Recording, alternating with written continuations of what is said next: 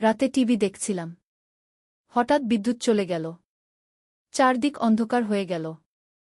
আমি একটু ভয় পেলাম। ছেলে আমার কাছে এসে হাত ধরে বলল, ভয় নেই, আমি আছি। ও অন্ধকারে তার হাতের স্পর্শ অন্যরকম লাগছিল। সে আমাকে জড়িয়ে ধরল। আমি বললাম, কি করছিস? সে বলল, তোমাকে সাহস দিচ্ছি। কিন্তু তার জড়িয়ে ধরার ভঙ্গি ছিল অন্যরকম, যেমন একজন পুরুষ একজন নারীকে জড়িয়ে ধরে। আমি একটু সরে যেতে চাইলাম। সে আরও শক্ত করে ধরল।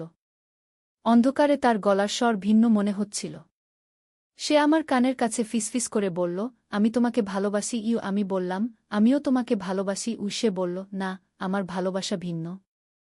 আমি তোমাকে একজন নারী হিসেবে ভালোবাসি। বিদ্যুৎ ফিরে এলো। আলো জ্বলে উঠল। আমরা দুজনে একে অপরের দিকে তাকালাম। তার চোখে এক অন্যরকম দৃষ্টি। সে আমার হাত ধরে বলল, মা, আমি তোমাকে বিয়ে করতে চাই। আমরা এই বাড়ি ছেড়ে দূরে কোথাও চলে যাব, যেখানে আমাদের অতীত কেউ জানবে না। এই গল্পটি সম্পূর্ণ শুনলে আপনাদের পানি অটোমেটিক বের হয়ে যাবে, সো যত দ্রুত সম্ভব হাতের কাছে টিস্যু নিয়ে বসে পড়ো। বিছানার চাদর যেন নষ্ট না হয় সেটা সম্পূর্ণ খেয়াল রাখার অনুরোধ জানিয়ে গল্পটি এখন শুরু করব। তার আগের সর্বশেষ অনুরোধ, দয়া করে এমন পানি বের করার গল্প নিয়মিত শুনতে আমাদের চ্যানেলটি সকলেই সাবস্ক্রাইব করুন। ধন্যবাদ। হ্যালো বন্ধুরা, আমার নাম মেহেরুন নেসা। আমার বয়স ৪৪ বছর। আমার স্বামীর নাম রফিক আহমেদ, বয়স ৪৭ বছর। আমাদের ২ সন্তান, রাকিব আর মারিয়া।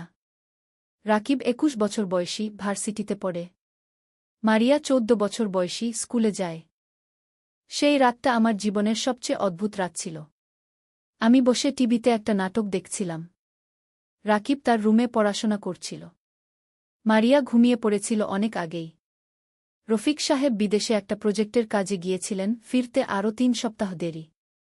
হঠাৎ করেই সব আলো নিভে গেল। আমি বুঝলাম লোডশেডিং হয়েছে। এমন সময়ে রাকিব তার রুম থেকে বেরিয়ে এলো। অন্ধকারে তার পায়ের আওয়াজ শুনতে পেলাম। সে ধীরে ধীরে আমার কাছে এগিয়ে এলো। মা, ভয় পাচ্ছ? সে জিজ্ঞেস করল। একটু, আমি বললাম। সে আমার পাশে এসে বসল। অন্ধকারে তার শ্বাসের আওয়াজ শুনতে পাচ্ছিলাম। হঠাৎ সে আমার হাত ধরল।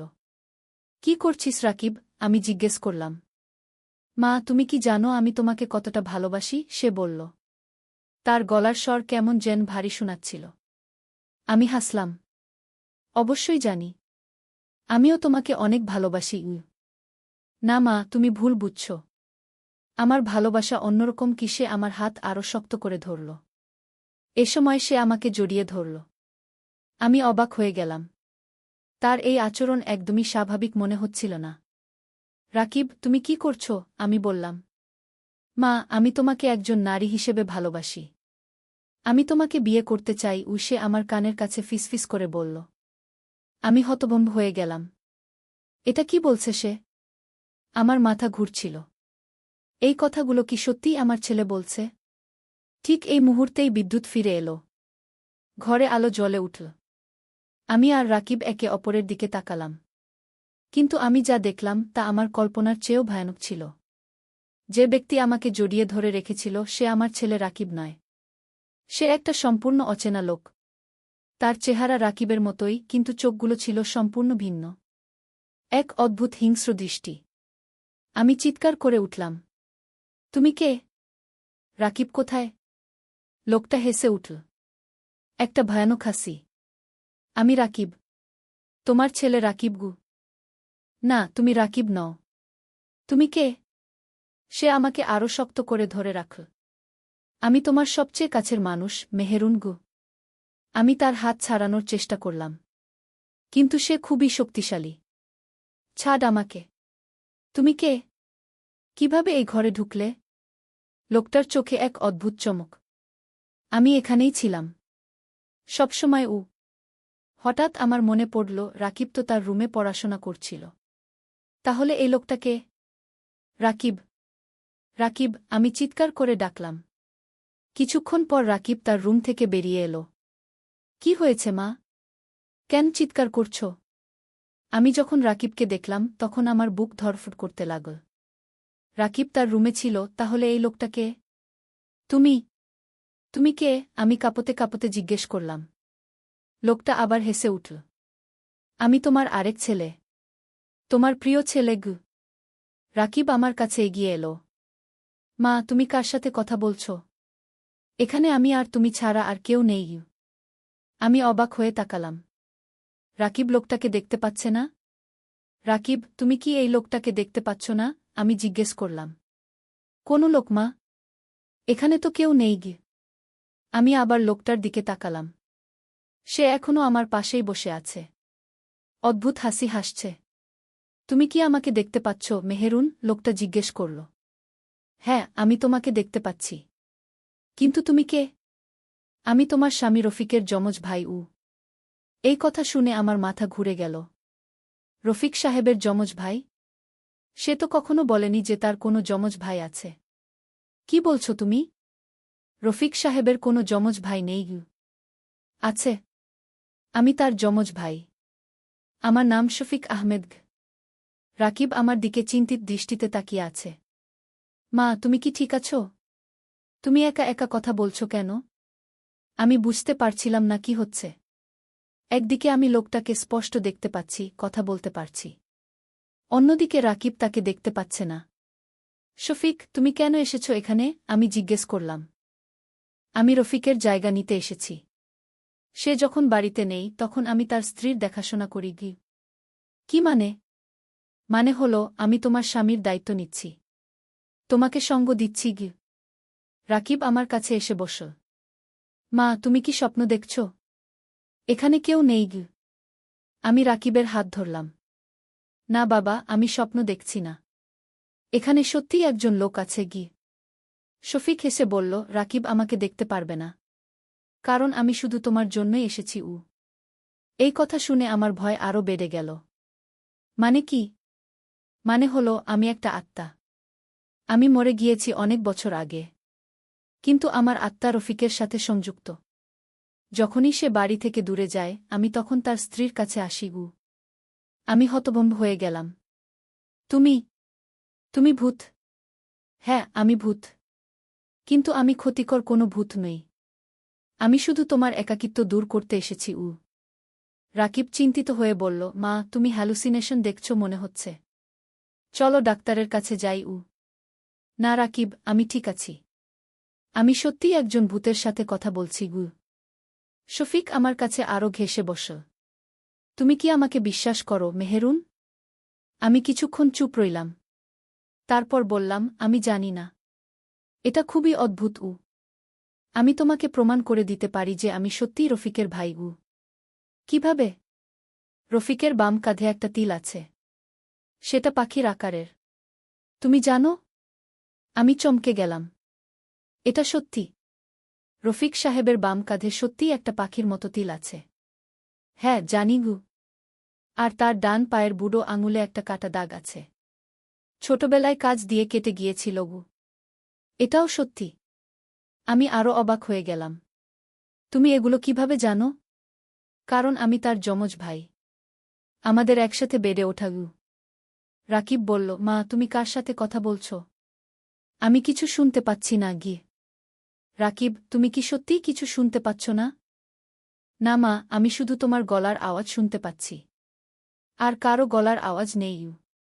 শফিক বলল, এটাই স্বাভাবিক। আমি শুধু তোমার সাথেই কথা বলতে পারি। আমি ভাবছিলাম এটা কি সত্যি হতে পারে? একটা ভূত আমার সাথে কথা বলছে। শফিক, তুমি কেন মরে গিয়েছিলে? আমি জিজ্ঞেস করলাম। আমি একটা দুর্ঘটনায় মরে গিয়েছিলাম। রফিকের সাথে আমরা দুজনে গাড়িতে যাচ্ছিলাম। গাড়ি দুর্ঘটনা হয়েছিল। আমি মরে গিয়েছিলাম কিন্তু রফিক বেঁচে গিয়েছিল। কত বছর আগে? 25 বছর আগে। তখন রফিকের বয়স ছিল 22 বছর। আমি একটু ভাবলাম।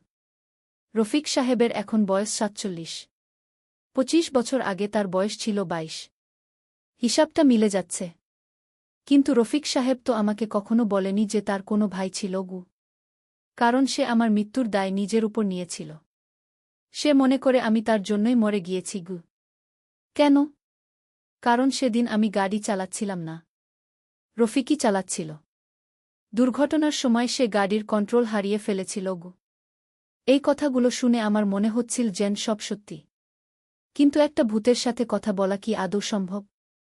রাকিব বলল, মা তুমি অনেকক্ষণ ধরে একা একা কথা বলছ। আমার ভয় লাগছে গি। আমি রাকিবের দিকে তাকালাম। তার চোখে মুখে সত্যিই ভয়। রাকিব, তুমি বিশ্বাস করবে না, কিন্তু আমি সত্যিই তোমার বাবার ভাইয়ের সাথে কথা বলছি গি। মা, বাবার কোনো ভাই নেই। আমরা জানি উ। শফিক আমার কানের কাছে এসে বলল, রাকিবকে বলো তার বাবার পকেটে একটা লকেট আছে। সেই লকেটের ভিতর দুইজন ছেলের ছবি আছে গু। আমি রাকিবকে বললাম, রাকিব, তুমি কি কখনো তোমার বাবার পকেটে একটা লকেট দেখেছ? রাকিব ভ্রু কুঁচকে বলল, হ্যাঁ দেখেছি। কিন্তু তুমি সেটা কিভাবে জানলে? বাবা তো কখনো সেটা বের করে দেখান না গি। আমার হৃদস্পন্দন বেড়ে গেল। সেই লকেটের ভিতর কি আছে? আমি জানি না। বাবা কখনো খুলে দেখাননি গি।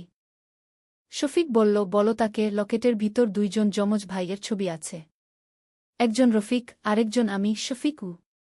আমি রাকিবকে বললাম, রাকিব, আমার মনে হয় সেই লকেটের ভিতর দুইজন যমজ ভাইদের ছবি আছে গিউ। রাকিব অবাক হয়ে বলল, তুমি এটা কিভাবে জানো মা? তুমি বাবার কাছ থেকে লকেটটা এনে দেখো গ। রাকিব আমার কথায় রাজি হয়ে বাবার রুমে গেল। কিছুক্ষণ পর সে একটা পুরনো সোনার লকেট নিয়ে এলো।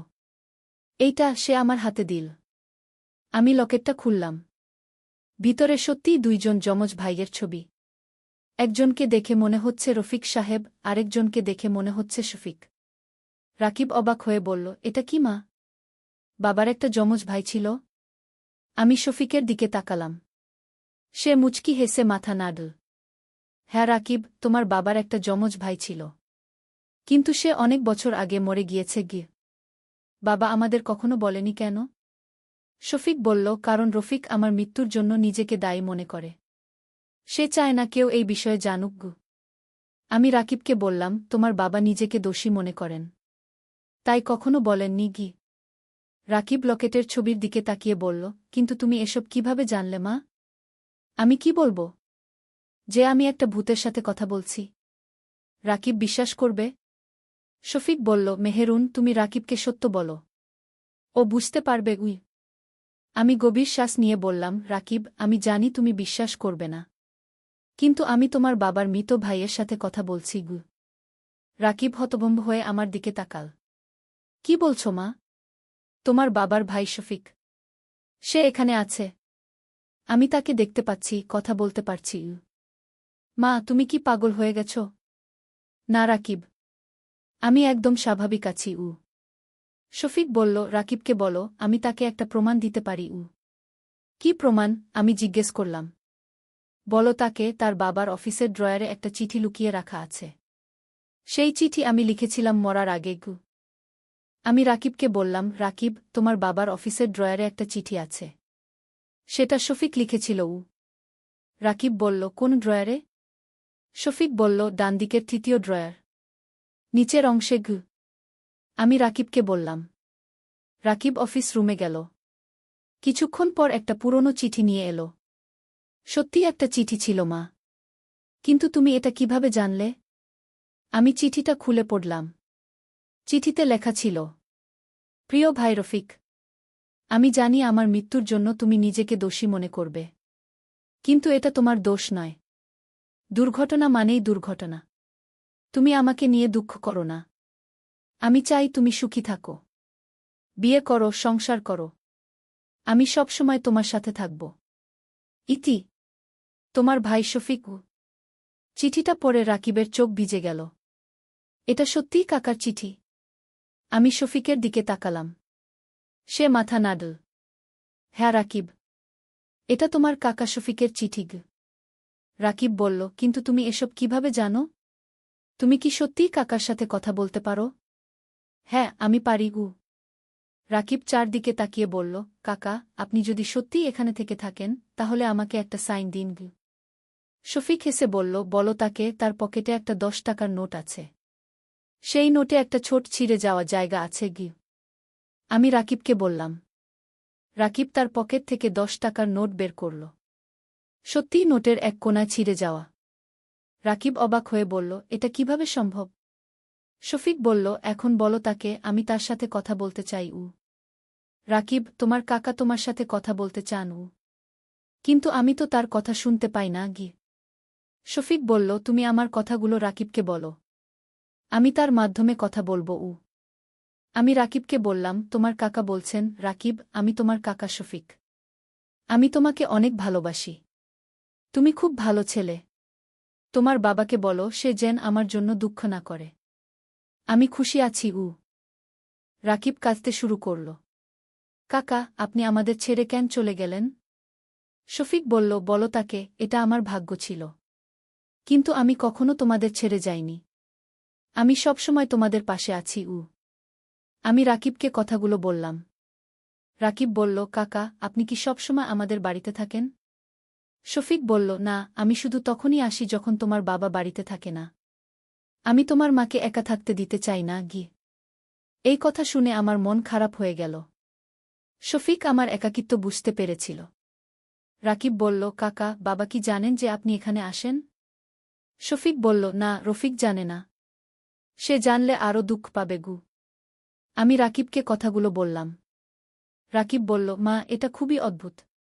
কিন্তু আমি এখন বিশ্বাস করছি যে কাকা সত্যিই এখানে আছেন।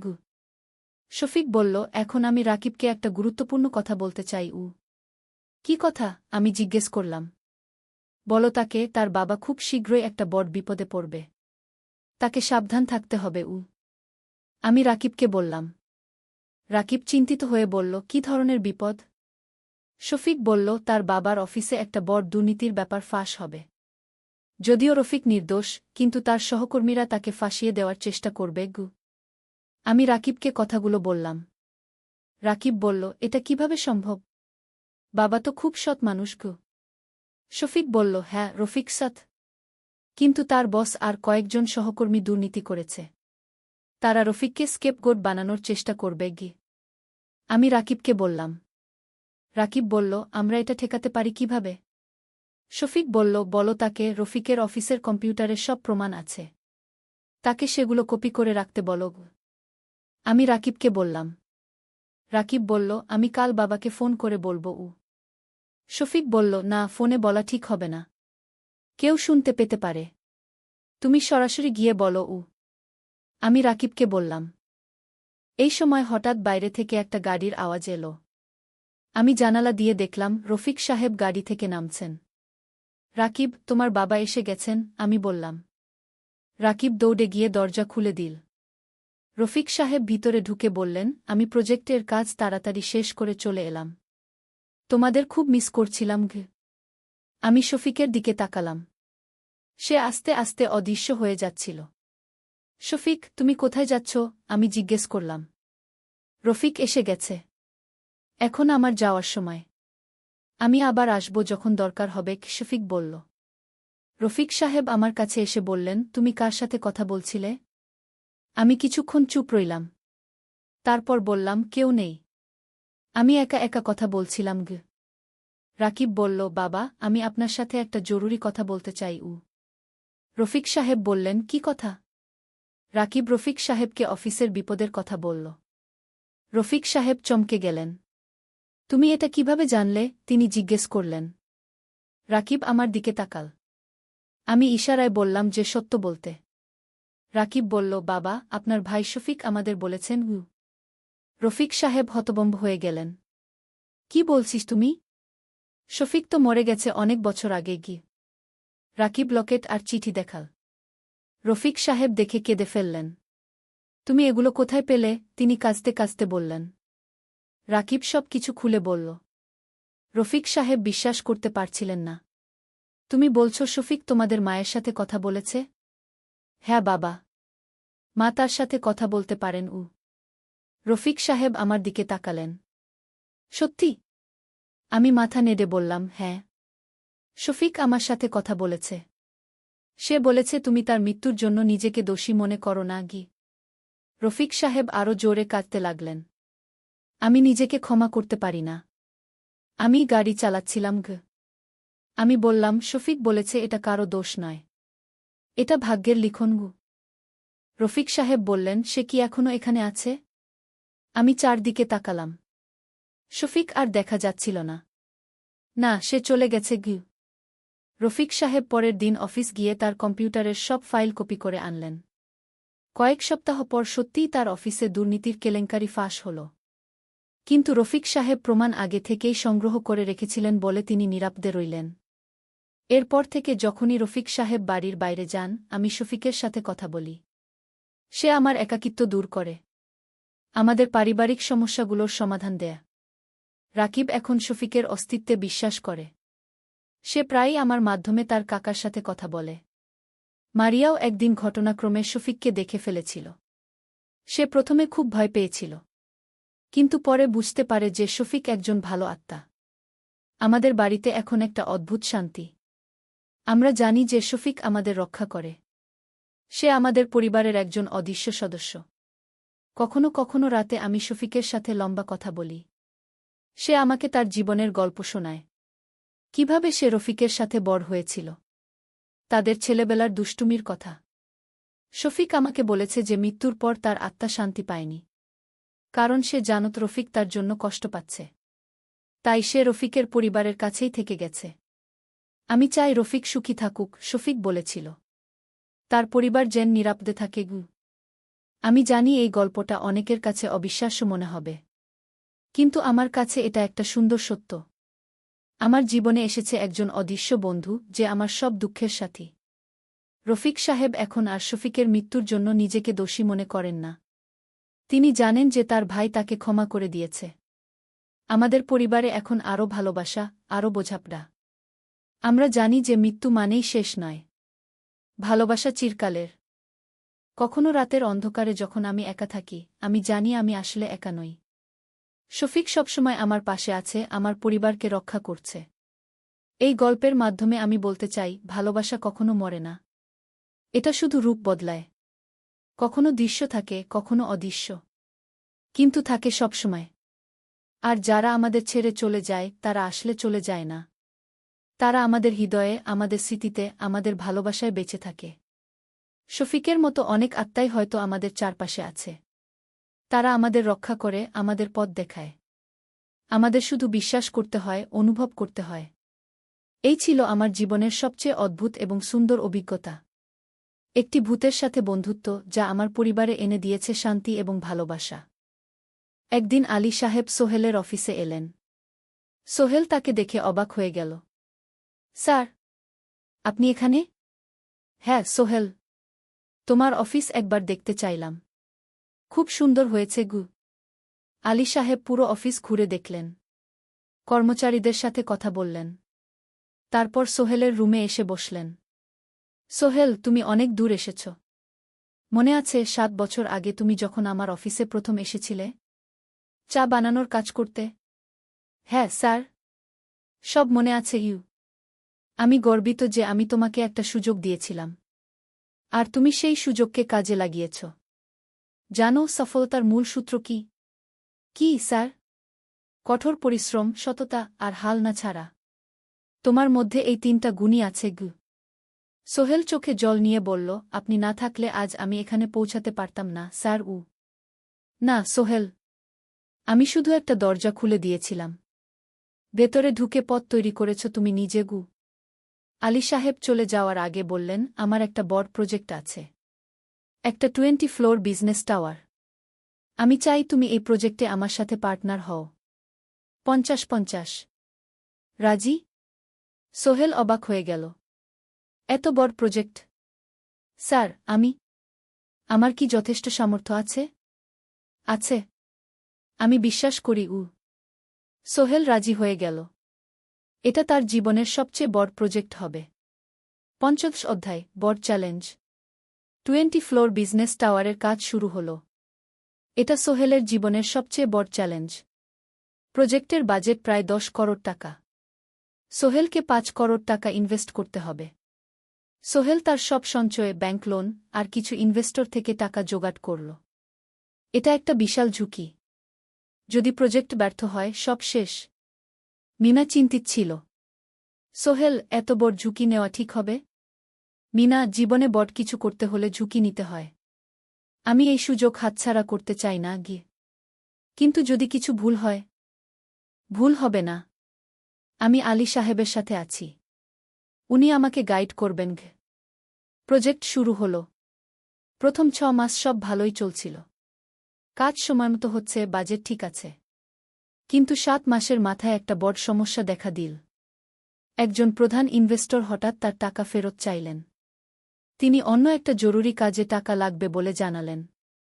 1 করোড় টাকা ফেরত দিতে হবে। সোহেল বিপদে পড়ে গেল। 1 করোড় টাকা এখন কোথায় পাবে? প্রজেক্টে সব টাকা ঢেলে দিয়েছে। সে আলী সাহেবের সাথে কথা বলল। আলী সাহেব বললেন, চিন্তা করো না, আমি ব্যবস্থা করছি। কিন্তু আলী সাহেবও বড় একটা প্রজেক্টে আটকে আছেন। তার হাতে লিকুইড ক্যাশ নেই। সোহেল অন্য ব্যাংক থেকে লোন নেওয়ার চেষ্টা করল। কিন্তু ব্যাংক বলল, ইতিমধ্যে তার অনেক লোন আছে, নতুন লোন দিতে পারবে না। সোহেল রাতে ঘুমাতে পারছিল না। খাওয়া দাওয়া বন্ধ করে দিয়েছিল। মিনা তাকে দেখে খুব চিন্তিত হয়ে গেল। সোহেল, প্লিজ নিজেকে এভাবে শেষ করে ফেলো না। কোনো একটা রাস্তা বের হবেই কি। কিন্তু সোহেল কোনো রাস্তা দেখতে পাচ্ছিল না। ইনভেস্টর 15 দিন সময় দিয়েছে। 15 দিনের মধ্যে টাকা ফেরত না দিলে তিনি আইনি ব্যবস্থা নেবেন। 10 দিন কেটে গেল। সোহেল কোনো সমাধান খুঁজে পেল না। সে প্রায় হাল ছেড়ে দিয়েছিল। 11 দিনের দিন একটা অপ্রত্যাশিত ঘটনা ঘটল। জাহিদ ভাই, সোহেলের পুরনো সহকর্মী, তার অফিসে এলেন। জাহিদ ভাই এখন একটা রিয়েল এস্টেট কোম্পানিতে সিনিয়র ম্যানেজার। সোহেল, আমি তোমার সমস্যার কথা শুনেছি। হ্যাঁ ভাই, আমি বিপদে পড়েছি। আমি তোমাকে সাহায্য করতে চাই। আমার কিছু সঞ্চয় আছে, 5 লাখ টাকা। তুমি নাও। সোহেল চোখে জল নিয়ে বলল, ভাই আমি কিছু বলার দরকার নেই। তুমি আমাকে অনেক কিছু শিখিয়েছ। তোমার কাছ থেকে পরিশ্রম আর সততা শিখেছি। এখন আমার পালা তোমাকে সাহায্য করার। জাহিদ ভাই চলে যাওয়ার পর আরও 2 জন এলো। একজন সোহেলের পুরনো ক্লায়েন্ট, আরেকজন তার কর্মচারী। 2 জন মিলে আরও 8 লাখ টাকা দিল। করিম মামা 20 লাখ টাকা ব্যবস্থা করলেন। তার কিছু বন্ধুদের কাছ থেকে ধার করে। মিনা তার সব গয়না বিক্রি করে 10 লাখ টাকা দিল। সবাই মিলে প্রায় 45 লাখ টাকা জোগাড় হল। বাকি 65 লাখ টাকা সোহেল তার অফিসের সব অ্যাসেট বিক্রি করে আর একটা প্রাইভেট ফিন্যান্স কোম্পানি থেকে উচ্চ সুদে লোন নিয়ে ব্যবস্থা করল। ঠিক 14 দিনের দিন সোহেল ইনভেস্টরকে 1 করোড় টাকা ফেরত দিল। ইনভেস্টর টাকা নিয়ে চলে গেলেন। সোহেল তার অফিসে ফিরে এসে চেয়ারে বসে কাঁদল। এত চাপ, এত টেনশন, সব যেন একসাথে বের হয়ে এলো। মিনা এসে তাকে জড়িয়ে ধরল। আমরা পেরেছি সোহেল, আমরা পেরেছি। 16 অধ্যায়, পুনরুদ্ধার। এই ঘটনার পর সোহেল আরও সাবধান হয়ে গেল। সে বুঝল, ব্যবসায় শুধু সাহস নয়, বুদ্ধিও লাগে। ঝুঁকি নিতে হয়, কিন্তু হিসাব করে। প্রজেক্ট চলতে থাকল। এবার সোহেল আরও সতর্কতার সাথে সবকিছু পরিচালনা করল। প্রতিটা খরচ হিসাব করল, প্রতিটা সিদ্ধান্ত ভেবেচিন্তে নিল। আরও 1 বছর পর 20 ফ্লোর বিজনেস টাওয়ার সম্পন্ন হল। চমৎকার বিল্ডিং, শহরের অন্যতম সুন্দর ভবন। বিল্ডিংয়ের উদ্বোধন অনুষ্ঠানে শহরের মেয়র এলেন। অনেক ব্যবসায়ী, সাংবাদিক এলো। সোহেলের নাম পত্রিকায় ছাপা হল। স্বপ্নের শহরে এক তরুণ উদ্যোক্তার সফলতার গল্প। প্রজেক্ট থেকে সোহেলের লাভ হল প্রায় 2 করোড় টাকা। এই টাকা দিয়ে সে সব ঋণ শোধ করল। জাহিদ ভাইয়ের টাকা ফেরত দিল। করিম মামার ঋণ শোধ করল। যারা সাহায্য করেছিল সবাইকে টাকা ফেরত দিল। মিনার জন্য নতুন গয়না কিন। আরও সুন্দর। তার মাকে গ্রামে একটা নতুন পাকা বাড়ি বানিয়ে দিল। মা কাঁদতে কাঁদতে বললেন, তোর বাবা বেঁচে থাকলে কত খুশি হতো। তুই আমার সব স্বপ্ন পূরণ করেছিস। সোহেল নিজেদের জন্য একটা ফ্ল্যাট কিন। 4 রুমের ফ্ল্যাট, সমুদ্রের কাছে। এখন আর ভাড়া বাড়িতে থাকতে হয় না। 17 অধ্যায়, প্রতিদান। সোহেল এখন একজন প্রতিষ্ঠিত উদ্যোক্তা। কিন্তু সে তার শেখ ভোলেনি। যে গ্রাম থেকে সে এসেছে, যারা তাকে সাহায্য করেছে, কাউকেই ভোলেনি। সে তার গ্রামে একটা স্কুল বানিয়ে দিল। সোহেল ফাউন্ডেশন স্কুল কু গরিব ছেলেমেয়েরা ফ্রিতে পড়তে পারবে। ভালো শিক্ষক নিযোগ দিল। ভালো পড়াশোনার ব্যবস্থা করল। শহরে একটা ফ্রি মেডিকেল ক্লিনিক খুলল। গরিব মানুষরা ফ্রিতে চিকিৎসা পাবে। প্রতি বছর 10 জন মেধাবী কিন্তু গরিব ছাত্রছাত্রীকে স্কলারশিপ দেওয়া শুরু করল। তারা বিনামূল্যে পড়াশোনা করতে পারবে। একদিন একটা টিভি চ্যানেল সোহেলের ইন্টারভিউ নিতে এলো। আপনার সফলতার গোপন সূত্র কি? সোহেল একটু ভেবে বলল, কঠোর পরিশ্রম, সততা আর হাল না ছাড়া। এই তিনটা জিনিস যদি কারো মধ্যে থাকে, সে যে কোনো কিছু অর্জন করতে পারে। আর সবচেয়ে বড় কথা, যারা আমাকে সাহায্য করেছে তাদের ছাড়া আমি কিছুই না। একা কেউ সফল হতে পারে না। আপনার পরবর্তী স্বপ্ন কি? আমি চাই আরও মানুষকে সাহায্য করতে। আমার মতো যারা গ্রাম থেকে শহরে আসে তাদের জন্য একটা ট্রেনিং সেন্টার খুলব। তারা সেখানে বিভিন্ন স্কিল শিখতে পারবে, চাকরি পাবে, নিজের পায়ে দাঁড়াতে পারবে। অষ্টাদশ অধ্যায়, নতুন প্রজন্ম। আরও 5 বছর কেটে গেল। সোহেল এখন ৪৫ বছরের। তার মেয়ে সারা এখন ৯ বছরের। স্কুলে ক্লাস 4-এ পড়ে। খুব মেধাবী মেয়ে। একদিন সারা বাবাকে জিজ্ঞেস করল, বাবা, তুমি কিভাবে এত বড় হলে? আমার বন্ধুরা বলে তুমি একজন সফল মানুষ গো। সোহেল তাকে কোলে নিয়ে বসল। বাবা, তুমি জানো তোমার দাদু ছিলেন একজন স্কুল শিক্ষক। খুব সৎ মানুষ। কিন্তু আমরা গরিব ছিলাম। আমি রিকশা চালাতাম। রিকশা? সত্যি? হ্যাঁ। তারপর আমি এই শহরে এলাম। অনেক কষ্ট করেছি। কিন্তু হাল ছাড়িনি। মানুষ আমাকে সাহায্য করেছে। আর আমি কঠোর পরিশ্রম করেছি। বাবা, আমিও কি তোমার মতো হতে পারব? অবশ্যই পারবে বাবা। তবে মনে রেখো, সফলতা মানে শুধু টাকা পয়সা না। সফলতা মানে ভালো মানুষ হওয়া, অন্যদের সাহায্য করা, সৎ থাকা। সারা মাথা নাড়ল। আমি ভালো মানুষ হব বাবা। সোহেল তার মেয়েকে জড়িয়ে ধরল। মনে মনে ভাবল, তার জীবনের সব কষ্ট সার্থক হয়েছে। মিনা রান্নাঘর থেকে ডাকল, খাবার তৈরি। এসো। সোহেল সারাকে নিয়ে ডাইনিং টেবিলে গেল। ঋতু এসেছে। সে এখন বিয়ে করেছে, তার একটা ছেলে হয়েছে। সোহেলের মা মাঝে মাঝে চট্টগ্রামে বেড়াতে আসেন। আজও এসেছেন। সবাই মিলে খেতে বসল। হাসিগল্পে ভরা পরিবার। সোহেল তাকাল তার মায়ের দিকে, মিনার দিকে, সারার দিকে, ঋতুর দিকে। মনে হল, জীবনে আর কি চাই? খাওয়া শেষে সবাই বসে রইল। গল্প করছিল। হঠাৎ সোহেলের ফোন বাজল। অফিস থেকে। একটা জরুরি বিষয়। সোহেল ফোন রেখে দিয়ে মিনাকে বলল, একটা নতুন প্রজেক্টের প্রস্তাব এসেছে। একটা এতিমখানা বানানোর কাজ। সরকারি প্রজেক্ট। তুমি নেবে? অবশ্যই। এটা আমার স্বপ্নের প্রজেক্ট। যেসব বাচ্চাদের বাবা মা নেই তাদের জন্য একটা সুন্দর জায়গা। মিনা হাসল। তুমি কখনো বদলাও না। এখনো অন্যদের কথা ভাবো। এটাই তো জীবন মিনা। শুধু নিজের জন্য বাঁচলে কি হবে? 49 অধ্যায়, উত্তরাধিকার। 10 বছর আরও কেটে গেল। সোহেল এখন 55 বছরের। তার চুলে পাক ধরেছে। কিন্তু শক্তি এখনও আগের মতোই। সারা এখন 19 বছরের।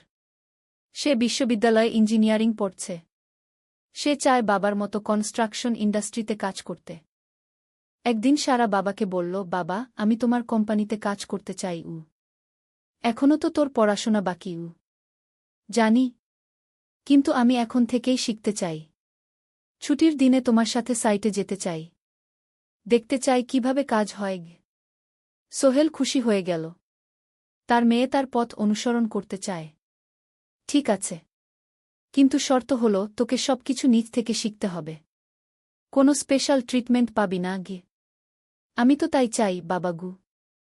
সারা তার বাবার সাথে কাজ শিখতে শুরু করল। সে দেখল কিভাবে শ্রমিকরা কাজ করে, কিভাবে ম্যাটেরিয়াল বাছাই করতে হয়, কিভাবে একটা প্রজেক্ট ম্যানেজ করতে হয়। সোহেল তাকে কোনো সহজ পথ দিল না। সারাকেও সবার মতো কষ্ট করতে হল। সাইটে রোদে দাঁড়িয়ে থাকতে হল। শ্রমিকদের সাথে কথা বলতে হল। কিন্তু সারা হাল ছাড়ল না। সে তার বাবার মেয়ে। পরিশ্রম করতে জানে। 3 বছর পর সারা গ্রাজুয়েট হল। সে সোহেলের কোম্পানিতে জুনিয়র প্রজেক্ট ম্যানেজার হিসেবে যোগ দিল। সোহেল ধীরে ধীরে সারাকে বড় দায়িত্ব দিতে শুরু করল। সারা তার বাবার মতোই সৎ, পরিশ্রমী। 20 অধ্যায়, সমাপ্তি নয়, নতুন শুরু। আরও 5 বছর পর। সোহেল এখন 60 বছরের। সে সিদ্ধান্ত নিল, এবার অবসর নেওয়ার সময় এসেছে। কোম্পানির দায়িত্ব সারাকে দেবে। একটা অনুষ্ঠান করা হল।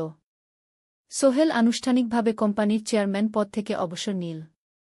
সারা হল নতুন ম্যানেজিং ডিরেক্টর।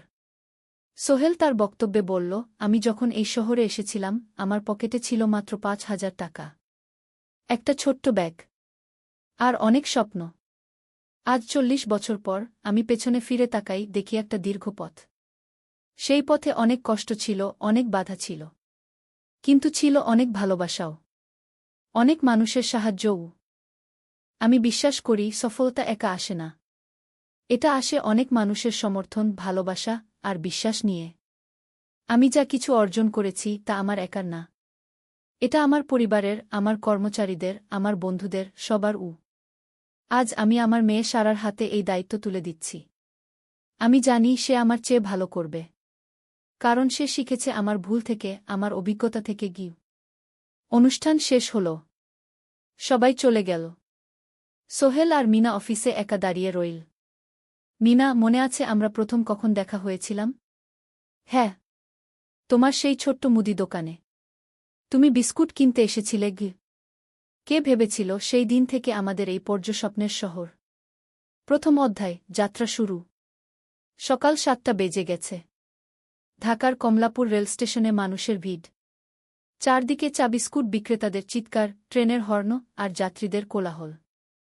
এই বিশাল ভিড়ের মধ্যে একটা ছোট্ট ব্যাগ হাতে দাঁড়িয়ে আছে সোহেল। বয়স মাত্র ২২। গায়ের রং শ্যামলা, চোখে স্বপ্নের ঝিলিক। ভাইজা, চট্টগ্রামের টিকিট আছে? সোহেল টিকিট কাউন্টারের সামনে দাঁড়িয়ে জিজ্ঞেস করল। আছে। ৩০ টাকা। কাউন্টারের লোকটা উত্তর দিল। সোহেল তার পকেট থেকে টাকা বের করল। মোট ৫,০০০ টাকা। এই টাকা সে জমিয়েছে গত ৩ বছরে রিকশা চালিয়ে। তার স্বপ্ন ছিল চট্টগ্রাম গিয়ে একটা ভালো চাকরি পাওয়া। গ্রামে আর থাকতে চায় না সে। বাবা মারা গেছেন ১০ বছর আগে। মা আর ছোট বোন ঋতুকে নিয়ে সংসার চালাচ্ছিল রিকশা চালিয়ে। কিন্তু এভাবে তো আর সারা জীবন চলবে না। টিকিট কেটে সোহেল প্ল্যাটফর্মে এল। ট্রেন ছাড়বে আর মাত্র ১৫ মিনিট পরে। সে একটা বেঞ্চে বসে পড়ল। ব্যাগটা বুকের কাছে চেপে ধরল। এই ব্যাগে আছে তার সব সম্পদ, কিছু কাপড়, একটা ছোট্ট ফটো ফ্রেমে বাবা মায়ের ছবি, আর কিছু টাকা। কোথায় যাচ্ছেন? পাশে বসা একজন বয়স্ক মানুষ জিজ্ঞেস করলেন। চট্টগ্রাম কাকা। চাকরি খুঁজতে যাচ্ছি। কে? সোহেল বিনয়ের সাথে উত্তর দিল। ভালো, তবে শহরে সাবধানে থাকবেন। শহর মানে অনেক সুযোগ, কিন্তু অনেক ফাঁদও আছে। বয়স্ক লোকটা বললেন। সোহেল মাথা নাড়ল। সে জানে শহরের জীবন সহজ না, কিন্তু তার কোনো বিকল্প নেই। গ্রামে রিকশা চালিয়ে মাসে ৩,৫০০ টাকা আয় হতো। তার মধ্যে সংসার চালাতে হতো, বোনের স্কুলের খরচ দিতে হতো, মায়ের ওষুধের খরচ দিতে হতো। কিছুই বাঁচত না। আর এই জীবন থেকে বেরোনোর একটাই পথ, শহরে গিয়ে ভালো কাজ খুঁজে নেওয়া। সোহেল মনে মনে ভাবল তার বাবার কথা। বাবা ছিলেন একজন স্কুল শিক্ষক। খুব সৎ মানুষ ছিলেন। সবসময় বলতেন, সোহেল, তুই লেখাপড়া শিখে বড় মানুষ হবি। আমাদের পরিবারে আর কেউ বড় চাকরি করেনি, তুই করবি। কিন্তু বাবা যখন মারা গেলেন তখন সোহেল মাত্র এসএসসি পরীক্ষা দিয়েছে। ফলাফল ভালো হয়েছিল, জিপিএ অর্ধচতু। কিন্তু বাবার মৃত্যুর পর আর পড়া হল না। পরিবারের দায়িত্ব নিতে হল। ট্রেন ছাড়ল। সোহেল জানালার পাশে বসে বাইরে তাকাল। ধানক্ষেত, নদী, ছোট ছোট গ্রাম, সব পেছনে ফেলে ট্রেন এগিয়ে চল। সোহেলের মনে হল সে যেন তার পুরনো জীবনটাকেও পেছনে ফেলে আসছে। ট্রেনে একজন হকার এসে চা বিক্রি করছিল। সোহেল একটা চা কিনল। ১০ টাকা। চা খেতে খেতে সে ভাবছিল, চট্টগ্রাম পৌঁছে কি হবে? করিম মামা তাকে সাহায্য করবেন তো? চাকরি পাওয়া যাবে তো? করিম মামা আসলে সোহেলের খুব দূর সম্পর্কের মামা। সোহেলের দাদির বোনের ছেলে। অনেক বছর আগে গ্রাম ছেড়ে চট্টগ্রামে চলে গিয়েছিলেন। সেখানে একটা কনস্ট্রাকশন কোম্পানিতে কাজ করেন। বছরে একবার দুবার গ্রামে আসতেন। গত বছর যখন এসেছিলেন তখন সোহেলের মাকে বলেছিলেন সোহেলকে চট্টগ্রাম পাঠান, আমি একটা কাজের ব্যবস্থা করে দেব। সেই কথাতেই ভরসা করে সোহেল আজ এই যাত্রা। দ্বিতীয় অধ্যায়, নতুন শহর। চট্টগ্রাম পৌঁছাতে প্রায় ৬ ঘণ্টা লেগে গেল। দুপুর ১টা বাজে। সোহেল স্টেশন থেকে বের হয়ে শহরের রাস্তায় দাঁড়াল। কি বিশাল শহর! এত গাড়ি, এত মানুষ। চারদিকে উঁচু উঁচু বিল্ডিং, দোকানপাট, মানুষের ভিড়। সোহেল কিছুক্ষণ দাঁড়িয়ে থাকল সব কিছু দেখতে দেখতে। তার মনে হচ্ছিল সে যেন অন্য কোনো পৃথিবীতে এসে পড়েছে। তার পকেটে একটা ছোট্ট কাগজ আছে। সেখানে লেখা একটা ঠিকানা, করিম মিয়া, বাড়ি নং 23, রোড নং 5, আগ্রাবাদ, চট্টগ্রামকে। সোহেল একটা রিকশা ডাকল। কত নেবেন আগ্রাবাদ যেতে? 50 টাকা গু। সোহেল রিকশায় উঠল। রাস্তার দুধারে দোকান, মার্কেট, অফিস, সব কিছু দেখতে দেখতে সে অবাক হয়ে গেল। এত বড় শহর, এত কিছু! গ্রামের সেই ছোট্ট বাজারের সাথে কোনো তুলনাই হয় না। প্রায় আধা ঘন্টা পর রিকশা একটা পুরনো বাড়ির সামনে থামল। 3 তলা বাড়ি, কিন্তু রং উঠে গেছে। সিঁড়ি দিয়ে উঠে 3য় তলায় করিম মামার ফ্ল্যাটে নক করল। দরজা খুলল এক মধ্যবয়সী মহিলা। কে? আসসালামু আলাইকুম আপা। আমি সোহেল। নোয়াখালীর গ্রাম থেকে এসেছি। করিম মামা বাড়িতে আছেন? মহিলা তাকে মাথা থেকে পা পর্যন্ত দেখল। করিম তো অফিসে গেছে। তুমি কে? কোথা থেকে এসেছ? সোহেল সব খুলে বলল। মহিলা তাকে ভেতরে ঢুকতে দিল। বসো। করিম সন্ধ্যায় ফিরবে গু। ফ্ল্যাটটা ছোট। 2টো রুম, একটা ছোট্ট রান্নাঘর আর একটা বাথরুম। কিন্তু সোহেলের কাছে খুব সুন্দর লাগল। গ্রামের সেই টিনের ঘরের চেয়ে তো অনেক ভালো। মহিলা তার নাম জানাল সালমা। করিম মামার স্ত্রী। তাদের 2টো ছেলে, একজন ক্লাস 8-এ পড়ে, আরেকজন ক্লাস 5-এ। খেয়েছ? সালমা আপা জিজ্ঞেস করল। না আপা গু। অপেক্ষা করো। ভাত আছে, মাছ আছে। খাও। সোহেল প্রথমে রাজি হতে চাইল না। কিন্তু খুব খিদে পেয়েছিল। সকাল থেকে শুধু একটা চা আর বিস্কুট খেয়েছে। খাওয়া দাওয়ার পর সোহেল বসে রইল। সালমা আপা তাকে গল্প করতে লাগল। তোমার মা কেমন আছেন? তোমার বোন? ভালো আছে আপা। মার একটু গেটে বাত আছে। ওষুধ খাচ্ছেন। বোন স্কুলে পড়ে কু। তুমি কি করতে চাও এখানে? চাকরি খুঁজছি আপা। যে কোনো কাজ করব। বাসায় মা আর বোনকে টাকা পাঠাতে হবে। সালমা আপা মাথা নাড়ল। করিম তোমার জন্য কিছু একটা করবে। সে ভালো মানুষ গ। সারাদিন অপেক্ষা করল সোহেল। সন্ধ্যা 6টায় করিম মামা ফিরলেন। 50-এর কাছাকাছি বয়স, কালো রঙের প্যান্ট শার্ট পরা, হাতে একটা ব্যাগ। আরে সোহেল, কবে এলি? করিম মামা খুশি হয়ে বললেন। আজ সকালে মামা গু। করিম মামা তাকে জড়িয়ে ধরলেন। অনেকদিন পর দেখলাম। কেমন আছিস? ভালো আছি মামা গি। ভালো করেছিস এসে। এখানে অনেক সুযোগ আছে। তোর জন্য একটা কাজের ব্যবস্থা করে দেব। তবে প্রথমে কয়েকদিন এখানে থাক। শহরটা একটু চিনে নে। তারপর কাজে যোগ দিবি। সোহেলের মনে আসার আলো জ্বল। সে ভাবল হয়তো তার ভাগ্য এবার পাল্টাবে। 3য় অধ্যায়, প্রথম চাকরি। 1 সপ্তাহ পরে করিম মামা সোহেলকে তার কোম্পানিতে নিয়ে গেলেন। কোম্পানির নাম আলামিন কনস্ট্রাকশন। অফিসটা শহরের কেন্দ্রে, 5 তলা একটা বিল্ডিংয়ের দোতলায়। মালিক আলী সাহেব। 50-এর কাছাকাছি বয়স, মোটা চেহারা, চোখে সোনার ফ্রেমের চশমা। বড়লোক মানুষ, কিন্তু খুব কড়া। এই ছেলেটাকে কি কাজে লাগাবেন? আলী সাহেব করিম মামাকে জিজ্ঞেস করলেন। স্যার, ও আমার আত্মীয়। গ্রাম থেকে এসেছে। খুব পরিশ্রমী।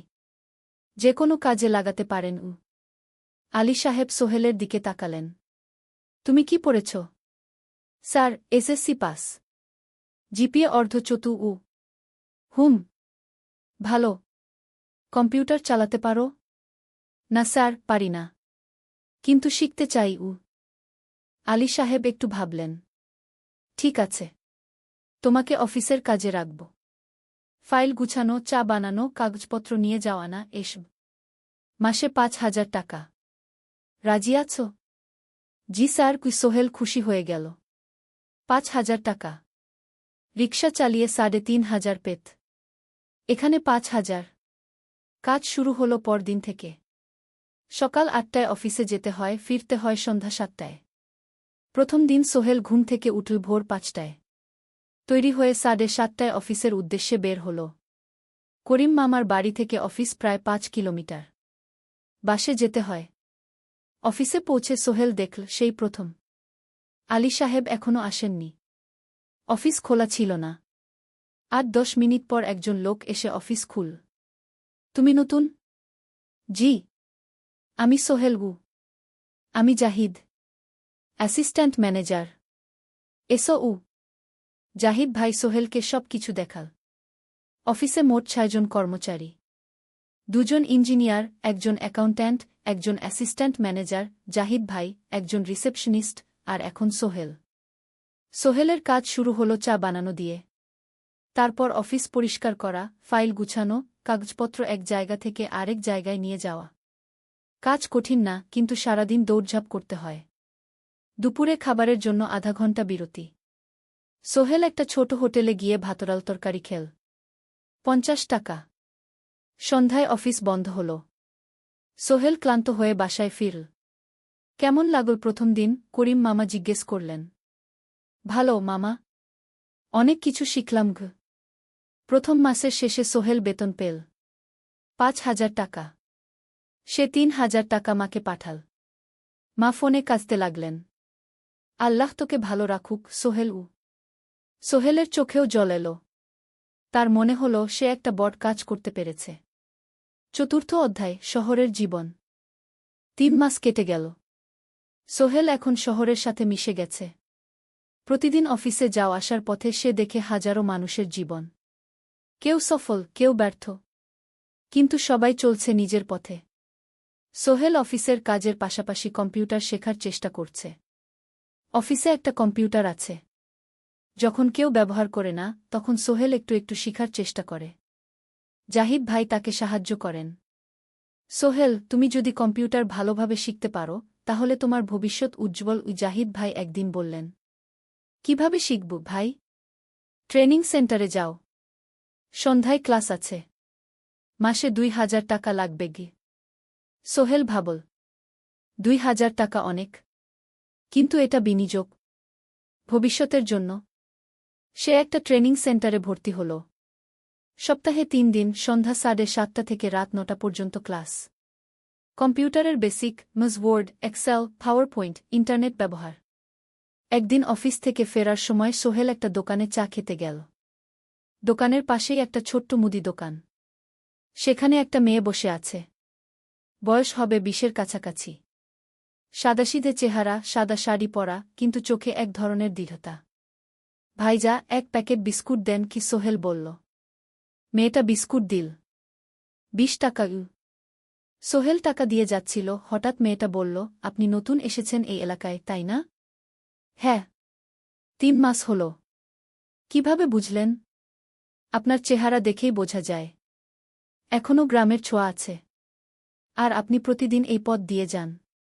দেখেছি কি? মেয়েটা হাসল। সোহেলও হেসে ফেল। আপনি খুব পর্যবেক্ষক মনে হচ্ছে গি। জীবনে অনেক কিছু দেখেছি, তাই মানুষকে চিনতে শিখেছি গি। আপনার নাম? মিনা। এই দোকান আমার বাবার। উনি অসুস্থ, তাই আমি দেখছি গু। সেদিন থেকে সোহেল প্রায়ই সেই দোকানে যেতে শুরু করল। মিনার সাথে গল্প করত। ধীরে ধীরে তাদের মধ্যে একটা বন্ধুত্ব তৈরি হল। মিনাও তার জীবনের গল্প বলল। মিনার মা মারা গেছেন যখন সে মাত্র ৭ বছরের। বাবা আব্দুল হামিদ একা হাতে মিনাকে বড় করেছেন। মুদি দোকান দিয়ে সংসার চালান। মিনা কলেজে পড়ে, অনার্স সেকেন্ড ইয়ার। সকালে কলেজে যায়, দুপুরে ফিরে এসে দোকান সামলায়। বাবার হার্টের সমস্যা আছে, তাই ভারী কাজ করতে পারেন না। তোমার স্বপ্ন কি? একদিন সোহেল জিজ্ঞেস করল। গ্র্যাজুয়েশন শেষ করে একটা ভালো চাকরি করব। তারপর বাবাকে ভালো চিকিৎসা করাব। তুমি? আমিও চাকরি করে পরিবারকে ভালোভাবে দেখভাল করতে চাই। মা আর বোনকে নিয়ে শহরে আনব একদিন গু। দুজনেই নিজেদের স্বপ্নের কথা বলতে গিয়ে বুঝল তাদের স্বপ্ন অনেকটা একই রকম। পঞ্চম অধ্যায়, বিপদ। ৬ মাস কেটে গেল। সোহেল এখন আলী সাহেবের খুব প্রিয় কর্মচারী। সে শুধু চা বিস্কুট দেওয়ার কাজই করে না, এখন কম্পিউটারেও কিছু কাজ শিখেছে। ছোটখাটো টাইপিং, ডেটা এন্ট্রি, এসব করতে পারে। আলী সাহেব খুশি হয়ে তার বেতন বাড়িয়ে ৮,০০০ টাকা করে দিয়েছেন। একদিন রাতে সোহেল অফিস থেকে ফিরছিল। সেদিন একটু দেরি হয়ে গেছে। রাত প্রায় ৯টা। সাধারণত সোহেল সন্ধ্যা ৭:৩০টায় ফিরে। কিন্তু সেদিন অফিসে একটা জরুরি কাজ ছিল। বাস থেকে নেমে সোহেল বাড়ির দিকে হাঁটছিল। হঠাৎ একটা অন্ধকার গলিতে ৩ জন লোক তাকে ঘিরে ধরল। তাদের চেহারা দেখেই বোঝা যাচ্ছিল ভালো উদ্দেশ্য নিয়ে আসেনি। টাকা দে, তাড়াতাড়ি, একজন বলল। তার হাতে একটা ছুরি। সোহেল ভয় পেয়ে গেল। ভাই, আমার কাছে খুব কম টাকা আছে গি। যা আছে দে, তাড়াতাড়ি করো। সোহেল কাঁপতে কাঁপতে তার পকেট থেকে ৫ টাকা বের করে দিল। এই টাকা দিয়ে সে বাজার করবে ভেবেছিল। কিন্তু ছিনতাইকারীরা সন্তুষ্ট হল না। শুধু ৫ টাকা? তোর ব্যাগে কি আছে? তারা সোহেলের ব্যাগ কেড়ে নিল। ব্যাগে ছিল তার মোবাইল, কম্পিউটার ট্রেনিং সেন্টারের সার্টিফিকেট আর কিছু গুরুত্বপূর্ণ কাগজপত্র। না ভাই, ব্যাগটা ফেরত দেন। ওতে আমার জরুরি জিনিস আছে। মোবাইল নিয়ে নেন, কিন্তু ব্যাগটা দেন গু। কিন্তু ওরা শুনল না। একজন সোহেলকে জোরে ধাক্কা দিল। সোহেল পড়ে গেল। মাথা রাস্তার কংক্রিটে ধাক্কা লেগে গেল। রক্ত বের হল। ৩ জন দৌড়ে পালিয়ে গেল। কিছুক্ষণ সোহেল অজ্ঞান হয়ে পড়ে রইল। তারপর ধীরে ধীরে জ্ঞান ফিরল।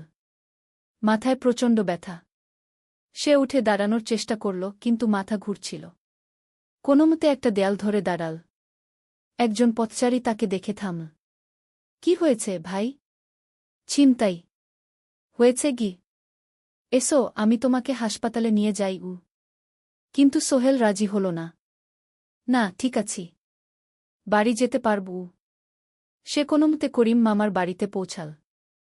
দরজা খুলেই সালমা আপা চিৎকার করে উঠলেন। ও আল্লাহ! কি হয়েছে? করিম মামা দৌড়ে এলেন। সোহেলকে ভেতরে নিয়ে গেলেন। তার মাথায় জল ঢেলে রক্ত পরিষ্কার করলেন।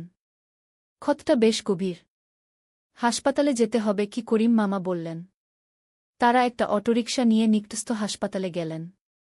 ডাক্তার সোহেলের মাথায় ৩টা সেলাই দিলেন। বলল, ১ সপ্তাহ বিশ্রাম নিতে হবে। কোনো ভারী কাজ করা যাবে না। হাসপাতাল থেকে ফিরে সোহেল শুয়ে রইল। তার মনে হচ্ছিল সবকিছু শেষ হয়ে গেছে। মোবাইল চলে গেছে, গুরুত্বপূর্ণ কাগজপত্র চলে গেছে। এখন ১ সপ্তাহ অফিস করতে পারবে না। পরদিন সকালে করিম মামা আলী সাহেবকে ফোন করে সব জানালেন। আলী সাহেব বললেন, ঠিক আছে, সোহেল ভালো হয়ে এলে আসবে, চিন্তার কিছু নেই গি। মিনা যখন এই খবর শুনল, সে সন্ধ্যায় সোহেলকে দেখতে এলো করিম মামার বাড়িতে। সাথে এনেছিল কিছু ফল। কি হয়েছিল? মিনা চিন্তিত গলায় জিজ্ঞেস করল। সোহেল সব বলল। মিনা রেগে গেল। এই শহরে এখন অনেক অপরাধ বেড়ে গেছে। পুলিশ কিছু করে না। তুমি পুলিশে রিপোর্ট করেছ? না, লাভ নেই। তবুও করা উচিত। তোমার মোবাইলটা হয়তো খুঁজে পাওয়া যাবে গি। করিম মামা সোহেলকে নিয়ে পুলিশ স্টেশনে গেলেন। জেনারেল ডায়েরি করলেন। কিন্তু পুলিশ খুব একটা আশা দিল না। দেখি কিছু করা যায় কিনা গু। সোহেল বুঝল মোবাইল আর ফিরবে না। সেই ১ সপ্তাহ সোহেলের জীবনের সবচেয়ে কঠিন সময় ছিল। সে শুধু শারীরিকভাবেই ক্ষতিগ্রস্ত হয়নি, মানসিকভাবেও ভেঙে পড়েছিল। প্রতিরাতে দুঃস্বপ্ন দেখত। সেই ৩ জন ছিনতাইকারীর মুখ ভুলতে পারছিল না। মিনা প্রায় প্রতিদিন আসত। তাকে সাহস দিত। তুমি হাল ছেড়ো না সোহেল। জীবনে এরকম খারাপ সময় আসে। কিন্তু এটা কাটিয়ে ওঠাই হলো আসল বীরত্ব। সোহেলের মা গ্রাম থেকে ফোন করতেন। করিম মামার মোবাইল থেকে। তুই ভালো আছিস তো? সোহেল মাকে সব সত্যি বলেনি। শুধু বলেছে, হ্যাঁ মা, ভালো আছি। একটু জ্বর হয়েছিল। এখন ভালো। ১ সপ্তাহ পর সোহেল আবার অফিসে গেল। আলী সাহেব তাকে দেখে খুশি হলেন। কেমন আছো? ভালো আছি স্যার। ঠিক আছে, তবে প্রথম কয়েকদিন হালকা কাজ করবে গু। সোহেল আবার কাজে মন দিল। কিন্তু একটা জিনিস তাকে খুব কষ্ট দিচ্ছিল, তার মোবাইল নেই। মায়ের সাথে কথা বলতে পারছে না নিয়মিত। করিম মামার মোবাইল চাইতে সংকোচ লাগে। একদিন জাহিদ ভাই তাকে ডাকলেন। সোহেল, আমার একটা পুরনো মোবাইল আছে, তুমি ব্যবহার করো? না ভাই, আমি নাও, আমার কাজে লাগছে না, তুমি রাখো গু। সোহেল কৃতজ্ঞতায় প্রায় কেঁদে ফেল। ধন্যবাদ ভাই।